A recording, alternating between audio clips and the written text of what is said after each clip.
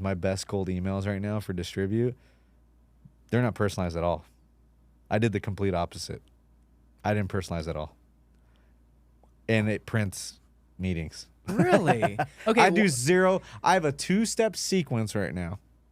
2 steps.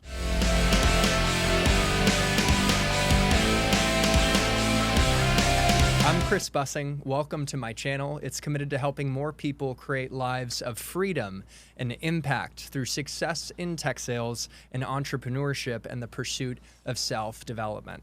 I've got an incredible guest for us today, Andy Mewborn. And by the way, am I pronouncing it right? Yeah, you are. Yes. Yeah. Andy Mewborn, who is a founding employee at Outreach. He scaled and exited his company Taplio, an AI company. Yeah. And now he's founded a company, Distribute. That's pretty badass. So in this conversation, you're going to want to stay for the whole thing and take notes and share it with more people who could benefit from the message, because you're going to learn the mindset, the qualities, the approaches needed to succeed in tech sales, entrepreneurship, and in life. So with that, Andy, thanks so much for being here, man. How you doing today? Yeah, man, doing good, man. Thank you. That was a great intro. Let's go. Yeah, you've practiced this intro. I practiced. I like it, man. I like it. No, that's a great intro. Yeah, well, thank you. Make me sound way cooler than I actually am. But yeah, it's been great. I love that you're targeting tech sales, which is a super amazing profession in the sense that if you can get good at tech sales, I feel like you can get good at anything. For me, it's built this, and I'm an engineer by trade, right? So I studied engineering, but my confidence level after getting into tech sales was just like sky high. And why that is, you know, it's funny, like, you know, we're getting turf at my house right now, you know, in the backyard. And you just are like, wow, look at this opportunity. I can sell the hell out of turf, you know, like this is just you know, this is a good opportunity. Yeah, you get that. You understand the mechanics of like distribution. And in today's world, I think like, and now I'm just rambling, but I'm just going to get into it, which is like, if you look at back in the day, even just 10 years ago, right? Like it was all about getting like the 10X engineer, right? And like your company was like, you know, you needed those engineers and it needed to be a 10X amazing engineer, you know, to like build a successful company and all that. And now it's like you need like a 10X marketer or a 10X like salespeople, right? And so it's kind of shifted in that sense of we're getting in this world where distribution, you have to have a great product that's kind of table stakes, but like distribution is more important than anything now. And you know, there's this great quote by Naval that I love, which I know you know Naval, which is like, oh yeah, learn to build, learn to sell. If you can do both, you'll be unstoppable. And that is, I think, one of the best quotes you can have. And so I like to say I had that quote in mind when I was like studying engineering and then went into sales, but I did not. But like when I read that quote, I'm like, it's so true. You know, like if you can do both of those, like, you know, the world's your oyster. So yeah, man. Anyways, I just went on a rant. I love good rants and tangents. Yeah. I mean, that's just how my brain operates. And it's really a privilege to bring in a guest like you that doesn't just have knowledge, but hard-earned wisdom, meaning knowledge applied through action and real-world experience to just let you kind of blossom. And already we got some great nuggets. And so you mentioned distribution. Your company's called Distribute, right? Yeah, exactly. So tell us about the meaning behind the name and why distribution is so important. And just take it where you may. Yeah. We'll get into Distribute in a sec because I don't want it to be a sales pitch. But what I'll tell you is, you know, when we started this, we're like, oh, Andy's done this, Andy's done that. I've failed at more things than I've succeeded at, right? In terms of building companies. So like the ones you see are the ones that have worked, and the ones that have not worked, there's plenty of them. I mean, I'll tell you, at one point I was like selling women's headbands on Amazon, right? Because I was like, oh, what's this Amazon thing? Looks like you can sell stuff. Like, what's something easy, cheap, and that I can learn to sell online, right? And so like that was profitable, but like, you know, didn't do it for long, and was like, okay, I got this whole thing down. So I've tried so many things, man, and just failed at like so many. And I don't think a lot of people talk enough about that, right? They'll say it like, yeah, I failed. Some people get lucky on their first try, which is great. You know, like if you can get lucky on your first try and build something amazing, then hell yeah. I would say that's less common though. Like you ask any successful, you know, person that's like built anything, you will see that like you ask them like, what did you try before this? And they'll tell you, I've tried a million things. Right. So yeah, that's one thing to kind of keep in mind from that whole thing. I have to say real quick to interrupt you. Yeah. I prepared questions for this, and one of my questions was, how much did you fail, for example, before exiting Taplio? And what was one of your proudest failures? So it's hilarious that you started talking about this, and I had prepared the question, but you just naturally went to it. Yeah, so That's pretty amazing. So isn't that a funny question? What is one of your proudest failures? Oh, proudest failures. Let's see. Proudest failures. I don't know if I have one specific one, because they each teach you something different, right? Each failure teaches you something new. And I like to think that each failure you look at and you go, oh, I learned this from that. I learned this from that, this from that. And, you know, I would say there's not one where I'm like, oh, this is the one that was the best, because in the moment it sucks, you know, for sure. But you're like, okay, I'm learning something here.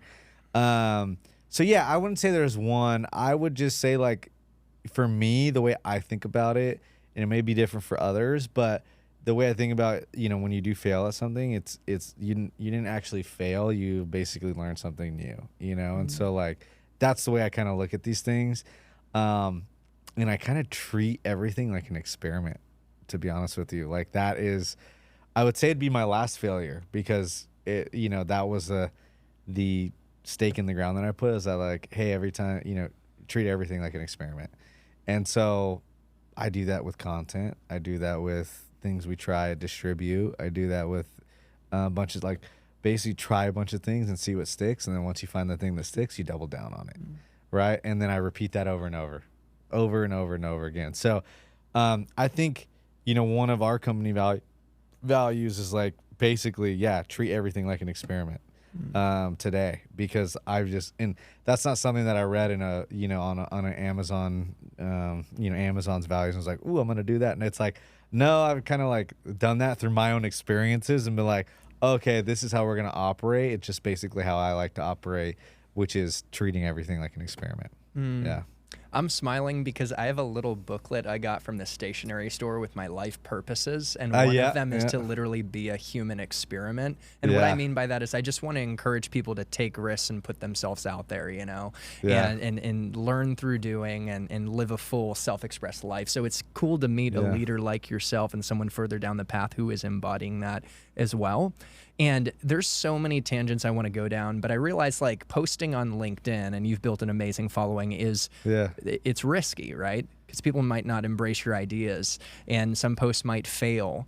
But maybe we could start to talk about that and how you ended up getting to a point where you started really putting yourself out there and tapping into the power of LinkedIn.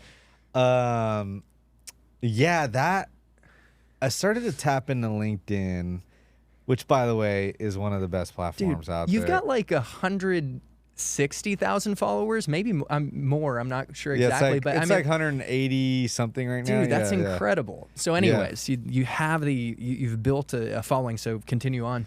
Yeah.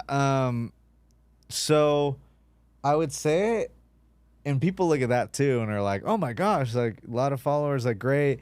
But what they don't see is that I've posted content every day for the past 5 years.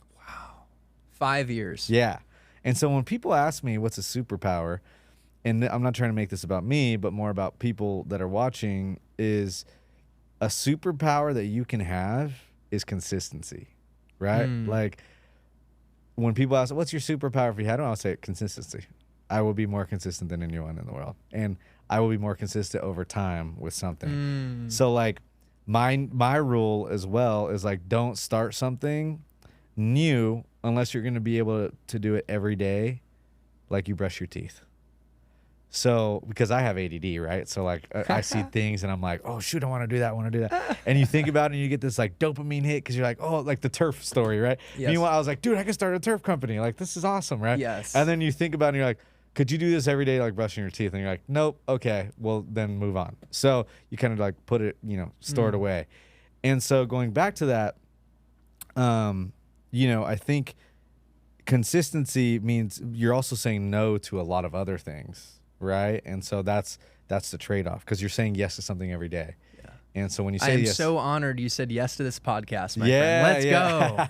go. Yeah, man, no. Because it puts in perspective. You're the type of guy that has to say no a lot, especially as you get very successful. You have an abundance of opportunities coming your way every day. Yeah. So, yeah. anyways. Well, no, I mean, dude, I saw your hustle. I saw that you were in Austin, and I was like, oh, live podcasts are great. Yeah. I was like, cool. Like, let's, just you caught me at the right time too. So, And guess what? No. I was doing some research before this, and I saw you on Jason Bay's podcast, and I haven't been on his, but he's been on mine. So it's just a small world. Oh, So, nice. Yeah, Jason's awesome. What's up, Jason? Yeah. So I think consistency is going to be what makes most people win today. And believe it or not, you can win. Like, not many people today know how to be consistent because there's so much, social media and things thrown at you and dopamine hits here and scrolling feeds there, and it's just stuff everywhere. So it's hard for people to stay focused.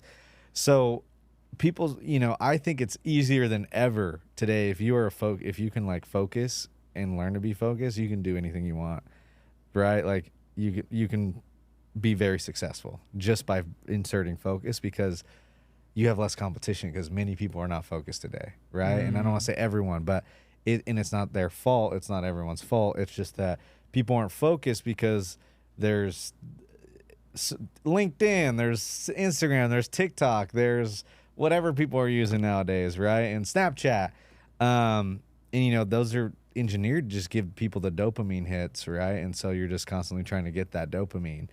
So anyways, going back to this, LinkedIn, your question, building a following online.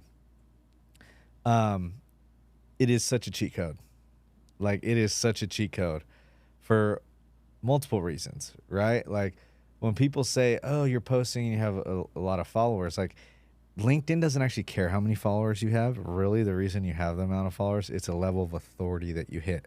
So, like, when people go to my profile and they say, hey, you want to come on my podcast? They're like, okay, he has a high level of authority, right? Top voice, that are, many followers, whatever. And so it creates new opportunities for you in that sense. So you basically up-level your authority level. Now, when you up-level your authority level online, what does that make easier? Anything you offer. Because you've already built that level of trust, because you've shown up every day. People know who you are. They think they know who you are, right? And so I was with a friend the other day, and he was on my podcast, and my buddy Daniel, he's got a bootstrap business. They're doing like $600K a month, right? Like, his own business. Wow. And and we were chatting, and we were talking about guarantees, right? And like a guarantee on an offer. So let's say you're like, oh, I have this course, or I have this SaaS, or I have this thing, or whatever you have. And we started talking about, should you offer a guarantee on your products or not? And the thing is if you're starting a new business, no one knows who you are, and you don't have any good social proof, like, you have to have a guarantee. You almost have to do work for free to get your initial clients, right? For whatever you do. This is more service-based, but you kind of get that. However, if you come in and you have a following, you've been talking about this online for 4 years, and then you offer that same product, who's it going to be easier to buy from? It can be the exact same product, right?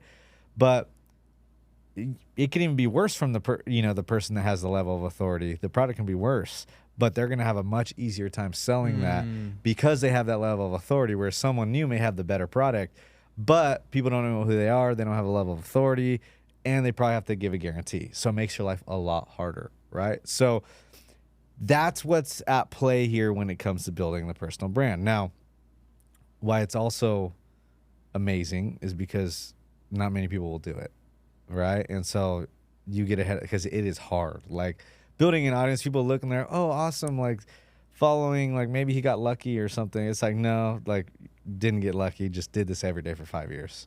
And so if anyone did that every day for 5 years, they would crush it, right? Like that. But again, and it's not being how smart you are. It's not about, like, how it's really just getting after it every single day. And so there might be this hustle porn these days, I come from a traditional background. Like, I grew up in the projects in the suburb of Los Angeles with a single mom. What city? It's San Bernardino, California. Okay, got Yeah, it. yeah. So I grew up in the projects of that city.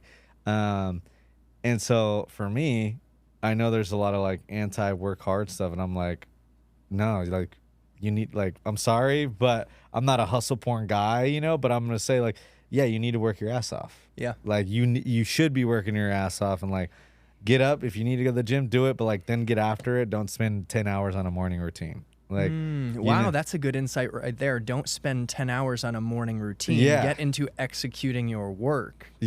Can you Just double get click to on it. that? Like, Yeah. 'cause I think I used to like stack all these things into a big morning routine, but it's like I was avoiding the work that needed to be done just to Yeah. try and self-soothe or feel good. That's where Yeah. my head goes. But what are your thoughts on that morning routine? line? Look, everyone has a morning routine. I just don't let it be longer than you getting stuff done for the day. You know I mean, what I'm saying? that is brilliant. Right Yeah, there. yeah. Like have a morning routine, but like you use that morning routine to give you more energy, not Yeah. necessarily be for let me start my work when I feel like I'm ready. Because look, you're never gonna actually feel ready. Like just get to it. And that is my take, right? So don't get me wrong. I wake up right with my son. I'll feed my son typically these days. I'll drink some athletic greens. I've got digestive issues, so it's way overpriced, but with my digestive issues, It I gotta helps. use that. It's amazing. Yeah. Good. So I do that. Guess what? I get on the tread currently, and it's always changing, right? This season, what I'm doing, I get on the treadmill, I walk, or I do a hike on the Peloton treadmill for 45 minutes while I'm getting my pilot's license right now.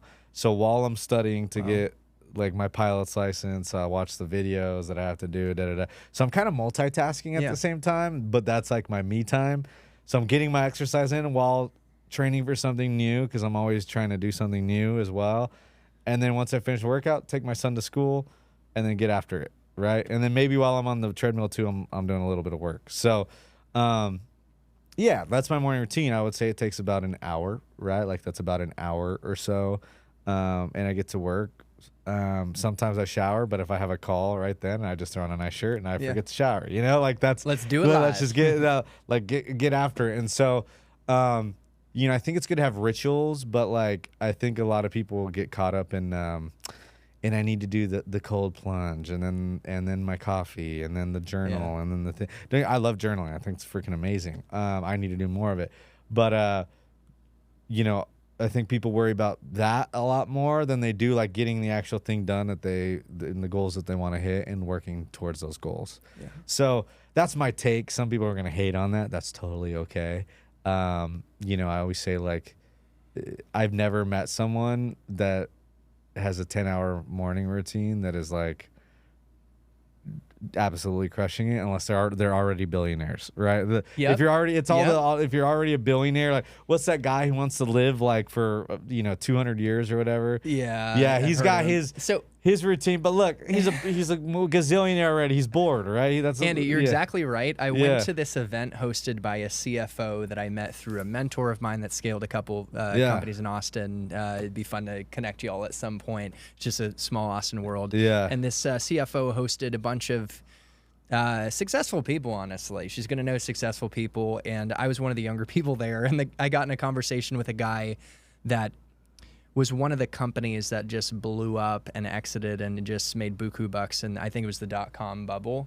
Yeah. And so the guy just filthy rich, one of the big unicorns in Austin at that time. Yeah. And to your point, he has a long ass morning routine, and he freaking just like meditates all day, but he's already made the buku bucks, right? So while you're trying to get there, let's do the hard things. Let's eat the frog, right? Yeah. And so I could take this at a million tangents, but I want to go down this one. As I watched your podcast with Jason Bay, I really enjoyed it. It's clear that you've always been very curious and you've followed your curiosity. So can you just speak to what role curiosity has played in your success in life? Oh, yeah. That's a great question. You did your homework, man. I did, man. I think like let me think about this for a second. So I've always followed my curiosity, right? When it comes to doing anything, like I'm like, it kind of relates to that experimentation mindset, right? Like, ooh, I wonder if I do this, what will happen? So I think, I don't know where the curiosity comes from. I studied a lot of classical music as a kid, classical guitar, and that kept me out of trouble growing up where, I grew up. And I know it's very boring, right? Puts people to sleep. It's hilarious. People are like, oh, can you play guitar? Like, I'll play you some classical songs. And Do you like rock at all? I love rock, man. Okay. Yeah. Because my buddy's in Papa Roach, and he actually lives here locally, so we could get together sometime. Oh, really? Yeah. Oh, yeah. nice. So, dude, I've had him in okay. the studio, and he's written some music for me. I've done these tech sales goofy music videos I could send you after. And he wrote the music. But anyway, so you were classical. I was just curious if you like the hard stuff, too. Yeah. Oh, Okay. yeah. I don't listen to classical anymore. Okay, I did this when I was studying it, doing all that. But yeah. No, I think like I will die on this hill that like if you teach any kid some type of like music and learn how to read sheet music and go through the process of learning like a song on piano or guitar or whatever you're doing, like you teach them how to execute well. Because you literally learning a sheet, like taking a piece of sheet music and teaching how to do a song or complete a song or whatever, play a song, whatever you want to say. You literally learn the steps to getting something done. You take it piece by piece, right? You take one measure, and in that one measure, you figure out, okay, how do I play this one measure? Okay, C, G, A, got it, like, 1, 2, 3, 4, whatever it is. And you don't move on to the next measure until you get that measure down, right? Once I get measure 1 down, I move to measure 2. And when I get to measure 2, I figure out how to do measure 2. Once I get measure 2 down, guess what? I play 1 and 2 together. Right? And then once I can play 1 and 2 together seamlessly, I go to measure 3 and I learn measure 3. I make sure I can get measure 3 down, then I add it to the end. And then by the time you go through that motion, guess what? You're at the end of the song. Obviously easier said than done. I just broke it down very simply. But that's the same thing in starting anything, dude. That's like there's someone has this framework called the ABZ Framework where it's like a lot of people start at point A. And I don't know who this is, so it's not my framework, just FYI. Yep. But they start at point A, and then, they try and go straight to point Z without figuring out, like, no, you don't need to get to Z. Like, figure out what B is before you get anywhere. What's B? Just figure out B. Oh, I'm starting a business. Most people want the next day to be, I'm a millionaire after they start a business, right? But it's like, it doesn't work like that, unfortunately. I wish it did. Yeah. But okay, you start a business. We started, okay, what's step B? Well, step B is I probably have to like start building some pipeline, or I have to probably get a first version of this product out to see if this is something people would actually buy, or it's I need to find a technical co-founder. Like, so I think people get caught up in wanting this instant gratification, but it's more like screw the instant gratification, man. How do you go from A to B? Like, focus on that. And if you can't do that, you're in for a long, hard, rough road because you never get to Z. Z doesn't exist, right? Yeah. It's always getting to the next B to C, Z, but you're never at Z, right? Like, unless you have a huge exit. But even when you get there, you're like, okay, what's next, right? You're starting all over at A. So no one ever ends at Z and it's like, I'm done, right? The goalpost is always moving. Z is the goalpost. So that's the way I think about it. I don't know how we went down this tangent. Such a good one. We're learning a lot of great lessons from you in this conversation, like the power of freaking consistency over years. Yeah. The power of focus, right, in a very distracted world. Putting yourself out there to build a brand that is like a cheat code to opening up opportunities and going from A to B to C to D and not trying to jump from A to Z. So, I mean, it's been amazing, man. It's just fun to be able to take a look inside your mind in a way to see the principles and the ways of thinking that have helped you be successful. Yeah. Now, there was, again, I did watch this podcast with Jason Bay, so I have a lot of things I'm drawing from. Yeah. But I remember you mentioned something that I wanted to bring into this conversation about not necessarily like waiting to have all the knowledge to take action. You know, it's like you could read a bunch of books, but like, what are your thoughts on just like accelerating learning through doing? Has that been an important principle to you? Oh, yeah. Yeah. It's default to action is what I like to say. Like defaulting to action, you know, is I guess you can call it a learning principle, but it's, if I need to learn something or do something, do the thing. Like, you can read a little bit about it. That's fine. Don't get me wrong. I love reading. Yeah. But when you read like a book or something, after the first chapter, let's say it's a business book, you're learning how to do X, Y, Z. After the first chapter, go start implementing chapter 1. How do you start implementing that, right? Or finish the book and realize what's the one golden nugget I'm going to get from this and that I'm going to go start doing now, right? And this drives my wife nuts, though, because it also is a blessing and a curse, because it's like, you know, sometimes in the personal life, it can, like, you just want to get things done now, and it drives your partner crazy, right? Because they're like, wait, just chill, like, we'll get it figured out. And it's like, no, let's just get it done now. Like, why are we waiting?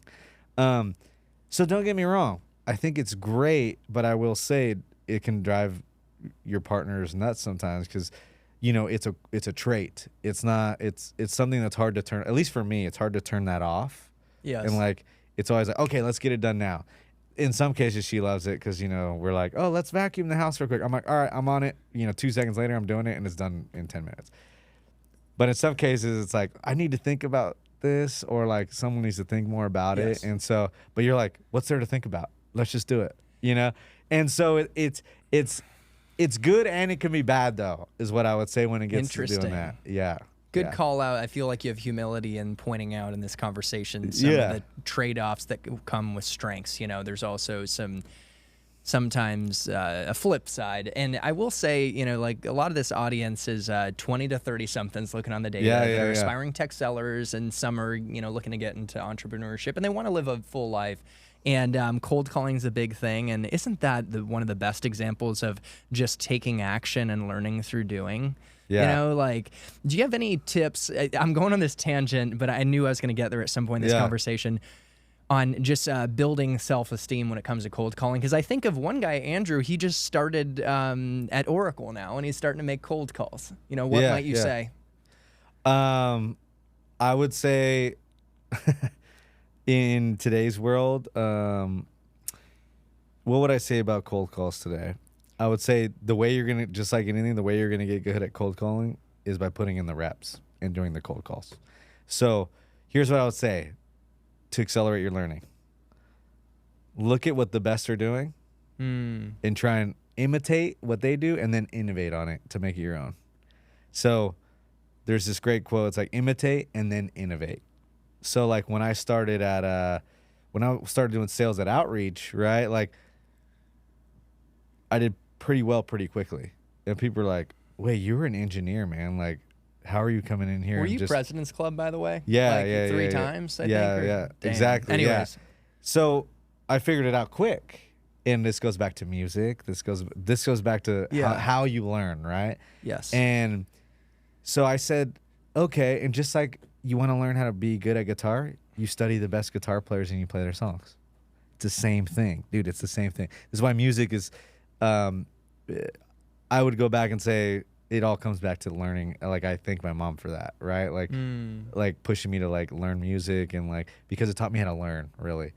And so going back to that, what did I do?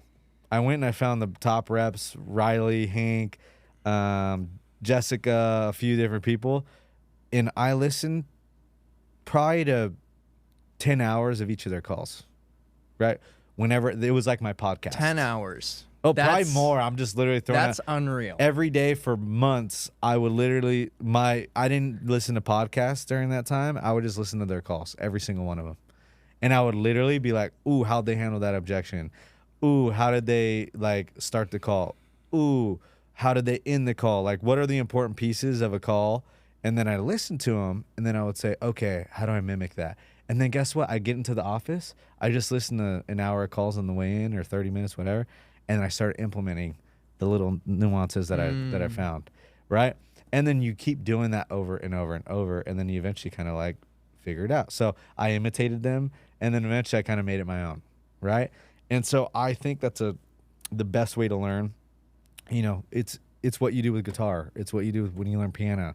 You imitate the greats, And then when you want to make your own music, you innovate on it, right? That's why the number one question, if you look at like interviews with famous musicians, you know, Gary Clark or whatever, one of the questions that people always ask them are, who were your influences?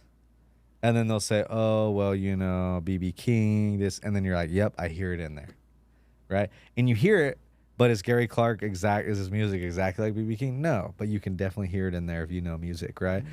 And so, or blues specifically. So, yeah, I think it's the same exact thing with sales, with, you know, with anything in life, anything you start. Like, when I start a new business, I look at the same, I'm like, who else is doing the same thing? What are they doing? What's working? What's not working? Because don't start from zero. Like, they've already done all the homework for you, right? So, like, figure out what's working for them. How do you do that? And then do it better, right? Because, like, you don't want to start from zero.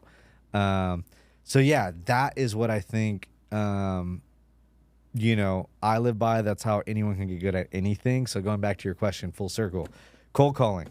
Listen to the cold calls from the people that are the best at doing the cold calling. Right? And then once you do that, put in the reps. Try and mimic what they're doing. And I would just do that over and over and over. And don't think you need to read every single book. No, just listen to what the best are doing and then do that. Yeah. Well, there you have it, Andrew. Make sure to listen to those cold calls from the top performers.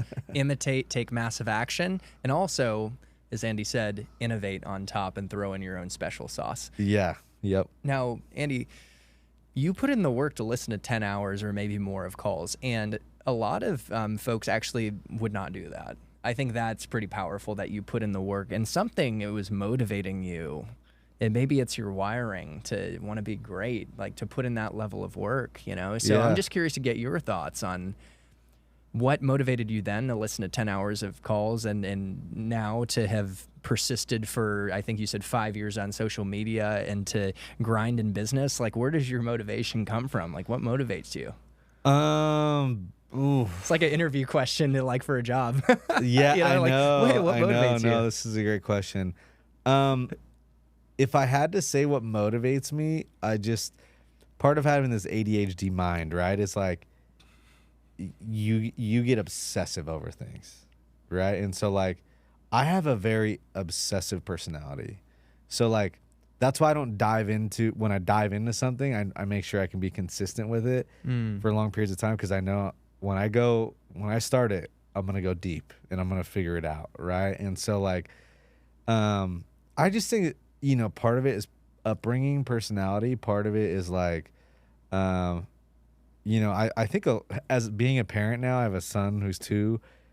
Aww. A lot of it comes down to, like, I think about this a lot now, and, like, how you are as an adult, I feel like a lot of it comes from how you're nurtured as a kid, right? Like, I think about this a lot more. And then you kind of look at friends and you look at, like, the friends you really love, you know, and that, like, and you can probably kind of gather how they were raised, right? And, like, whether, you know, some friends, you're like, they're my friends, I love them, but, like, there's definitely some issues there. No one's perfect. And you can be like, I can probably tell how they were raised, you know, like, and so parenting just for me,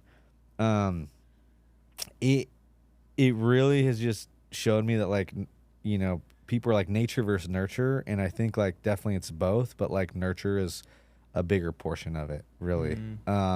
So going back to this, you were saying the original question, like the motivation. And by the way, we're dedicating this episode to your mom, who clearly raised you so well. She'll love and that. helped you, you know, just learn and grow into who you are. And by the way, like, also to my mom, I think we share that in common. We had great moms. So anyways, dedicating it to the moms. Let's go. So, So your motivation.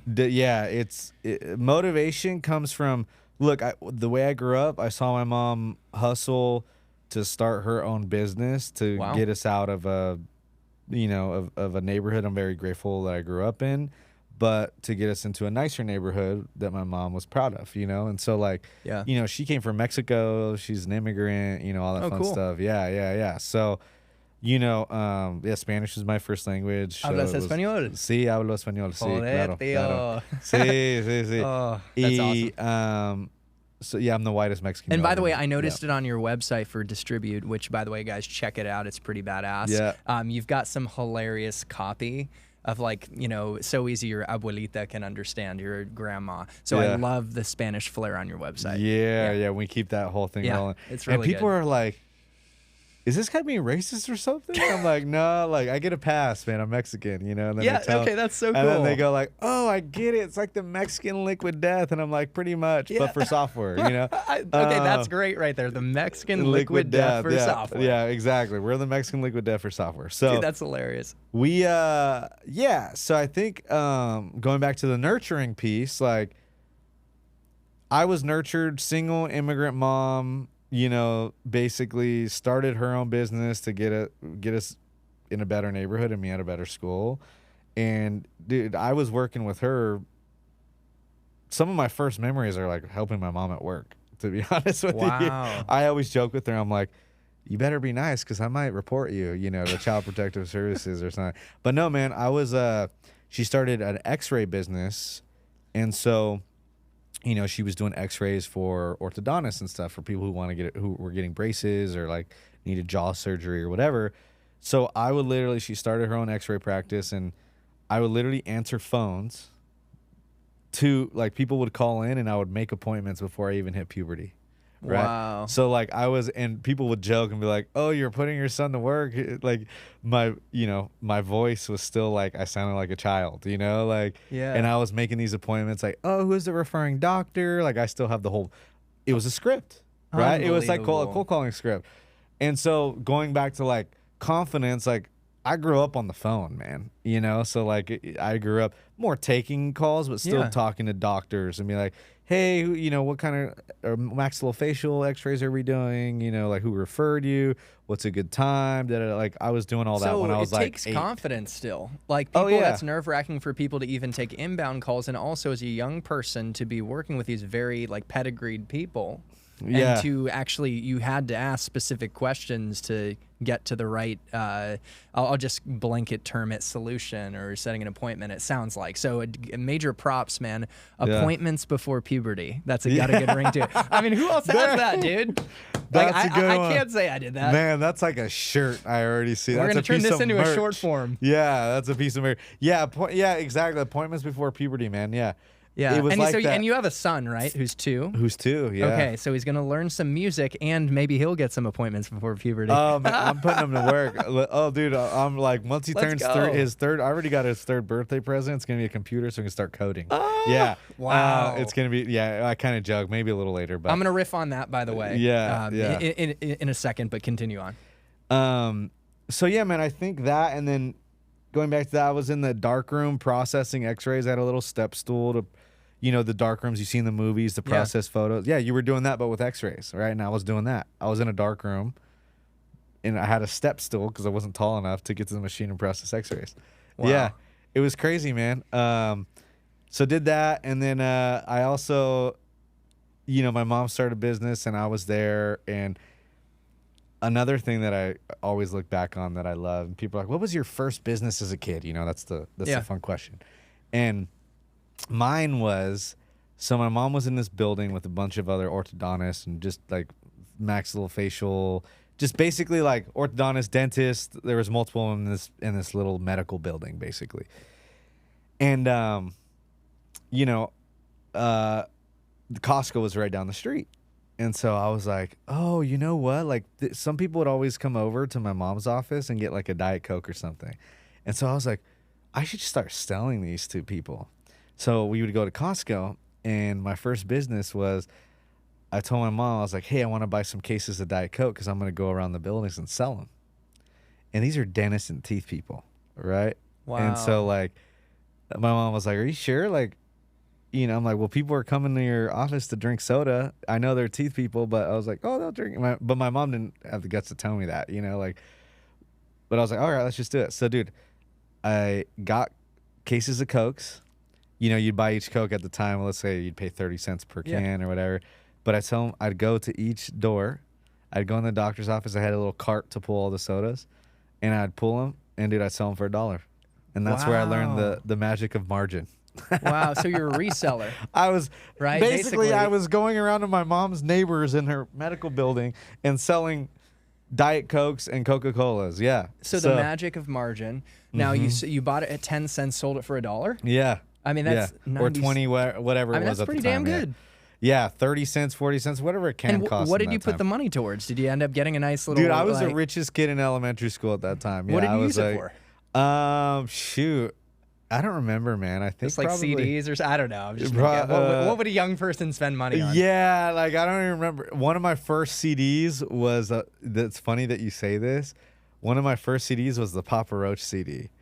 And cut my life into pieces. This is my last resort. Okay. Dude, you actually remind me of Jacoby, the lead singer. I've been backstage with him thanks to my buddy Anthony. Yeah. You have a similar, like, just fun-loving personality and a creative mind. So one of these days, dude, we're going to get you backstage with Jacoby. Dude, seriously. dude. Like, that can happen. I my would buddy be gets extra stoked. tickets, dude. Dude, that would be yeah, sick. yeah. Because So- I'm telling you, my first CD, dude, was Papa Roach. Let's go. Yeah, first it's just CD. cool to see the synergies, you know? Yeah. And I remember going to the store and buying that CD for the first time. And my mom And it was your like, money. And it was my money. That was the thing. And that's what I used. That was the first. I do remember that experience. The rest, who knows? Stupid toys, I don't remember, right? But the first CD, you always remember the first CD. And my mom was like, didn't know who Papa Roach was, you know? She's like, what did she think of it? Was she like, she what was is like, this? Like, she was like, oh, it says advisory on it. You know how there used to be advisories, like, it's oh, there's explicit. curse words or whatever. And she's like, are you sure you want this? You know? And like, she was, I remember her being a little hesitant. But now that I think about it, I saw a lot worse as a kid and heard a lot worse than a few F words, you know? So like, she, so I got it and I remember putting it on the car. She was like, huh, okay. She's like, I didn't know you were like rock and roll that much. Yeah. You know? it was that CD. But she liked it. Watch. Dude, well, do you know? Maybe she didn't. But who knows? I'll ask her if she liked it. Yeah, that'd be interesting to know. That'd be a good story. Yeah. The other CD that I bought was, along with that one, was the, was it the Baja Boy? No, the guys who let the dogs out. Who was it? Dude, this is the most fun podcast I've done, man. We're doing some great sing-alongs. I know, we're doing. So, but I know who you're talking about. That's homework for us. Is it figure the out who Baja Boys? Something Boys. I don't know what it is. Yeah. Oh, that is fun, man. Yeah. So, your mom really shaped you, and nurture played a huge role in your wiring. You started, cold calling, or at least receiving answering calls, not cold calling, but exactly, at yeah. a super early age. And oh man, I want to talk about the engineering piece. You're going to teach your son how to code, and looking at that Jason Bay podcast again, I did my homework. What you said in that conversation is engineering taught you clear thinking. Yeah. And so I just wanted to dig into the value that you've gotten out of learning like coding and engineering. Yeah. So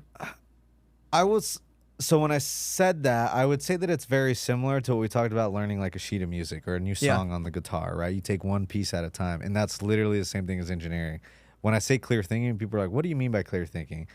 And when I say clear thinking, I mean taking the emotion out of the thinking, right? Because if you look at a lot of things today, like these let's say opinions come out of emotion versus thinking things through, right? From like a first principles, that's the nerdy way of saying it, perspective, right? And so, for example, like if you think about an engineering problem and they're like, okay, let's look at a physics problem, right? Like if the ball is X high and then, it takes 2 seconds to drop the blank, how high was the ball, right? And so you kind of have to break down that problem into multiple pieces.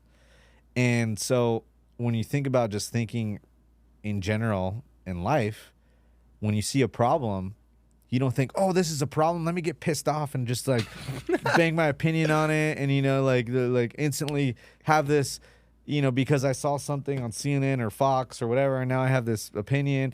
No, you sit down and you think, well, let me break that down a little bit. And you can call it overanalyzing sometimes, right? But you break it down and say, well, why would that happen?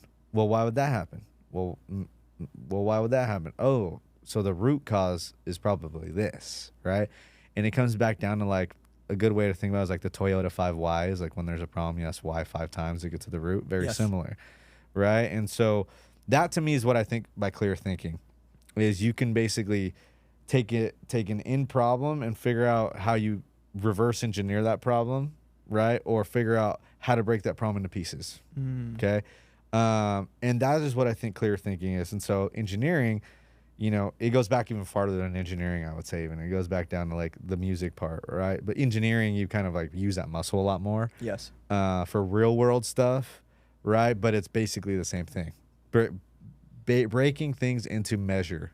So we can even come up with a new term like measured thinking. And here's what it is about, right? Measured thinking is thinking in pieces and then putting the pieces together to come out with the whole song, right? And so that is the way I would say I've thought about clear thinking. Yeah. Measured thinking. I love that term. Yeah.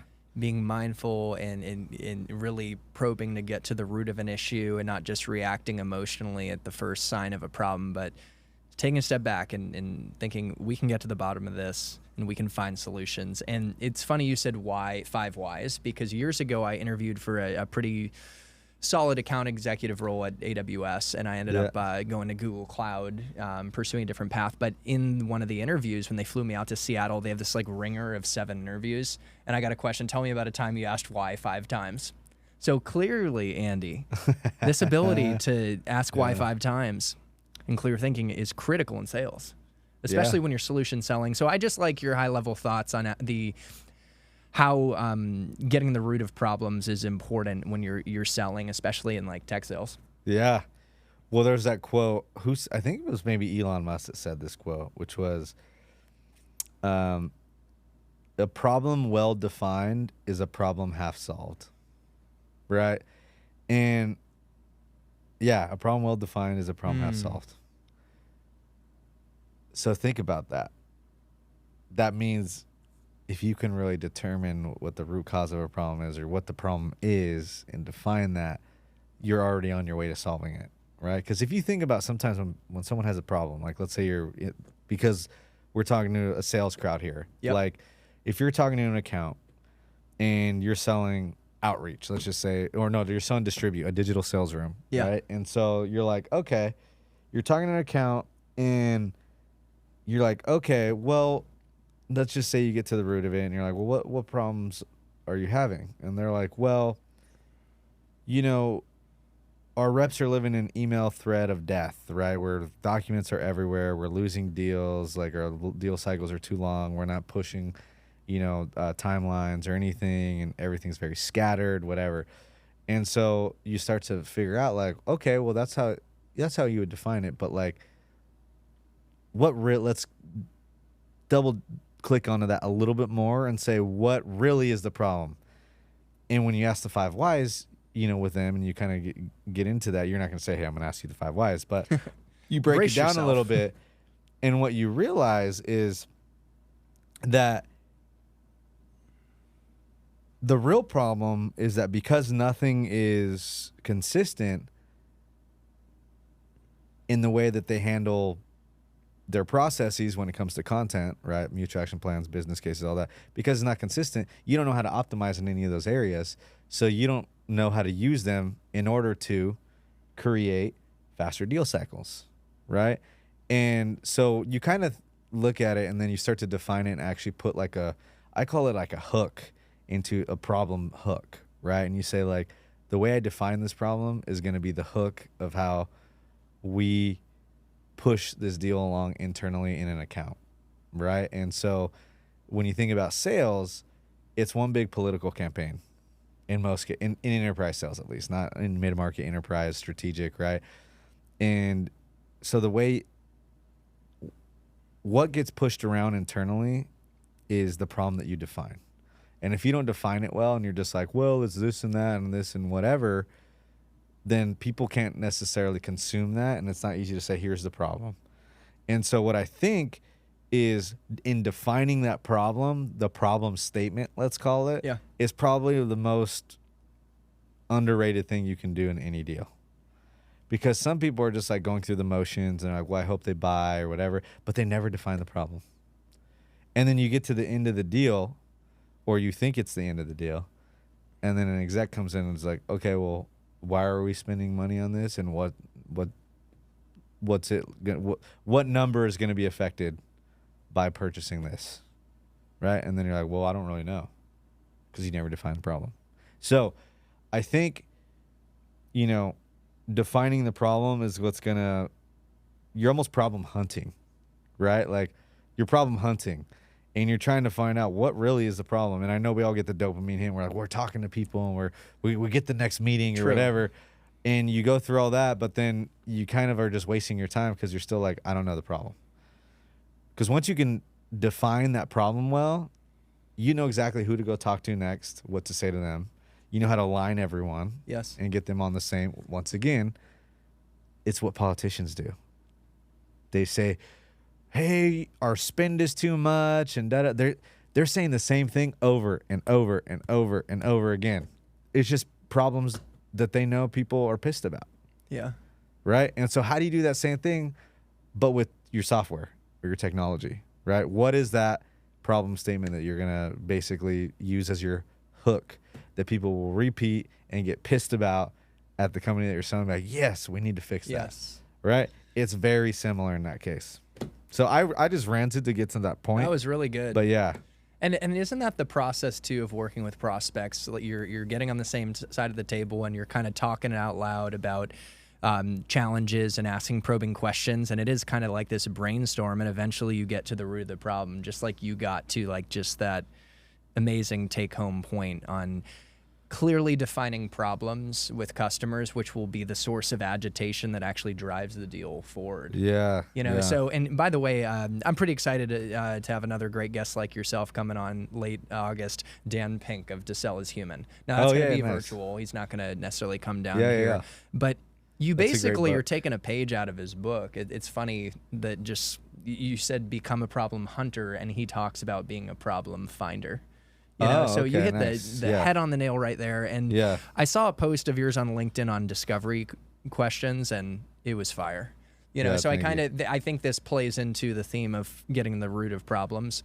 So imagine like we don't know what the problem is, but we're in a discovery conversation, and I'll tee it off. But like one of the first questions I saw you asking that takes a question from vague and unhelpful and fluffy to very specific and pointed. Yeah. One of those first questions was like, what are your key metrics that you're working towards? Yeah. You post a lot. You've been doing it over 5 years. You have many posts, but could we kind of riff on like the pointed discovery call questions that you might commonly use? Maybe starting, we could start with the, like, I can try and help guide though, but like first off, asking about metrics, we could maybe start there. Like, why is that important? Yeah.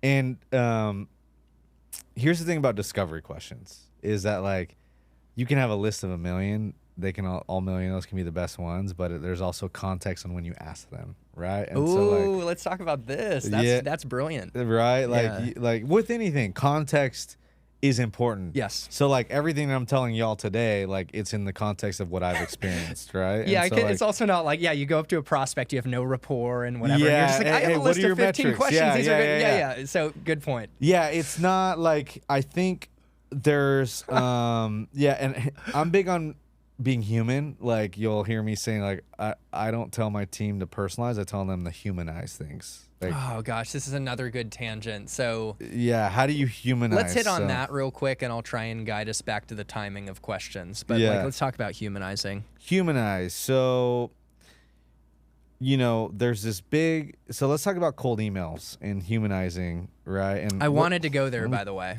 Yeah, because I love this topic. And you doing okay on time? 3 minutes, but let's. Okay. Let's do this. So look, we'll have another in the future. Yeah, well, no, we'll come let's back. Go. Yeah, I'll let you know when I'm down in the city again. We'll record or something. So let's talk about humanizing. Now, there's this big, and I come from the cold email world where like we sold the hell out of personalizing. So it's kind of ironic that I'm talking about like, no, don't do personalizing. Yeah. Because personalization, it's gotten to the point where it's personalizing. Robots can do it. And right, so sure, a robot can say, "Hey, I saw on your LinkedIn," and I saw on your LinkedIn and make it look like it's personalized and it was written for that person. But AI can do that much better than we can now and do it way faster and at scale, you know, everyone's favorite buzzword. But what's happening there is now it's all becoming fake. Like people feel like it's just like it's fake personalization is really what it is, right? And so people are kind of like numb to that. And so you know what's hilarious is my best cold emails right now for Distribute, they're not personalized at all. I did the complete opposite. I didn't personalize at all. And it prints meetings. Really? Okay. I do zero. I have a 2-step sequence right now. 2 steps. The first one gets to the point.